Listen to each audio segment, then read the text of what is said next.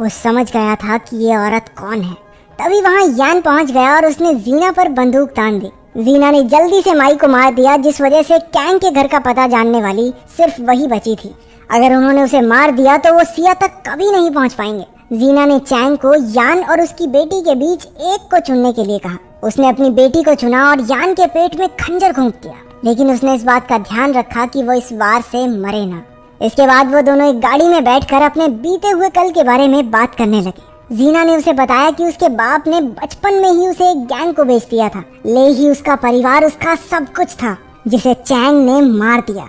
इसलिए वो अब उसे सिया के सामने मारेगी ताकि उसकी बेटी भी जीना का दर्द महसूस करे। वो दोनों एक हथियार बेचने वाले के पास गए। ये वही आदमी था जिसके थ्रू उसके बाप ने जीना को उस गैंग को बेचा था। इसलिए मौका पाते ही जीना ने उसे मार डाला और सारी बंदूकें और हथियार लूट लिए। चैंग ने उस आदमी के हाथ से एक बॉल भी ले ली।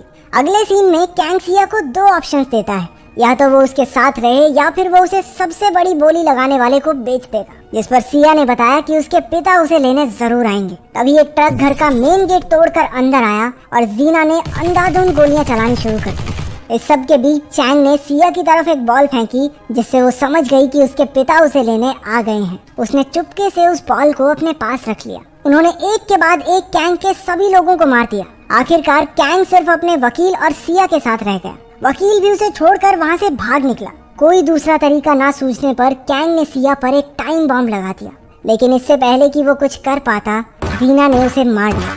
उसने सिया को एक चेन से बांधकर उल्टा लटका दिया और कहने लगी कि अगर उसके अंधे बाप ने सही अंदाजा लगा लिया तो वो बच जाएगी, वरना राम नाम सत्य है। ये कहकर उसने चेन छोड़ दी और सिया तेजी से नीचे गिरने लगी। सिया ने अपने हाथ में पकड़ी वो बॉल उसके पिता की तरफ फेंकी, जिससे वो समझ गया कि उसकी बेटी किस तरफ है। वो उसे बचाने के लिए लपका और इसी बीच जीना को गोली भी मार दी। उसने सिया को बचा तो लिया, लेकिन उसके पेट से अभी भी वो टाइम बॉम्ब बंधा हुआ था। तभी यान वहां आया और उसने चैंग की बॉम्ब को डिफ्यूज करने में मदद की। आखिरकार वो तीनों